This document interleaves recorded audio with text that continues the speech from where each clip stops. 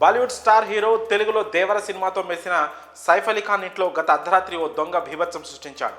దొంగతనానికి వచ్చిన సైఫ్ అలీ ఖాన్పై కత్తితో దాడికి తెగబడ్డాడు. ఈ ఘటనతో సైఫ్ అలీ ఖాన్ తీవ్రంగా గాయపడ్డారు. దీంతో ఆయన వెంటనే లీలావళి ఆసుపత్రికి తరలించి చికిత్స అందిస్తున్నారు. ఇప్పటికే ఈ విషయం తెలుసుకున్న పోలీసులు సైఫ్ ఇంటికి చేరుకొని కేసు నమోదు చేసుకుని దర్యాప్తు చేపట్టారు. దాడి అనంతరం పారిపోయిన నిందితుడిని పట్టుకునేందుకు పోలీసులు బృందాలుగా ఏర్పడి గాలింపు చేపట్టారు. మరోవైపు లీలావతి ఆసుపత్రిలో చికిత్స తీసుకుంటున్న సైఫ్ వాగ్మూలం కోసం పోలీసులు వెయిట్ చేస్తున్నారు. సైఫ్పై జరిగిన దాడి నడపై జూనియర్ ఎన్టీఆర్ స్పందించారు. సైఫ్పై జరిగిన దాడి గురించి విని షాక్కు గురయ్యాను. ఆయన త్వరగా కోలుకోవాలని, ఆయురారోగ్యాలతో ఉండాలని కోరుకుంటున్నట్లు ఆయన ట్వీట్ చేశారు. ఎన్టీఆర్, సైఫ్ అలీ ఖాన్ దేవర మూవీలో కలిసి నటించిన విషయం తెలిసిందే. ఈ సినిమాతో ఇద్దరి మధ్య మంచి బాండింగ్ ఏర్పడింది. మరోవైపు సైఫ్పై దాడి జరిగిన ఘటనపై బాలీవుడ్ సినీ ప్రముఖులు ఆరా తీస్తున్నారు. ఇప్పటికే ఎంపీ సుప్రియా సూలే సైఫ్ అలీ ఖాన్ కుటుంబం గురించి ఆరా తీసింది.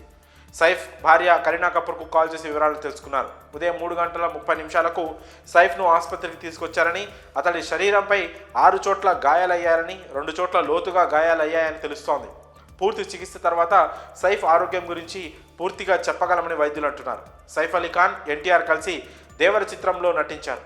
డైరెక్టర్ కొట్టాల శివ తెరకెక్కించిన ఈ చిత్రం గతేడాది థియేటర్లలో విడుదలై భారీ విజయాన్ని అందుకుంది. ఇందులో జాన్వీ కపూర్ కథానాయికగా నటించగా విలన్ పాత్రలో కనిపించాడు సైఫ్. అంతకుముందు ప్రభాస్ నటించిన ఆదిపురుష్ సినిమాలో రావణుడి పాత్రలో నటించాడు సైఫ్. మరి అతనిపై దాడితో పాటు జూనియర్ ఎన్టీఆర్ స్పందించిన తీరుపై మీ అభిప్రాయాలను కామెంట్స్ రూపంలో తెలియజేయండి.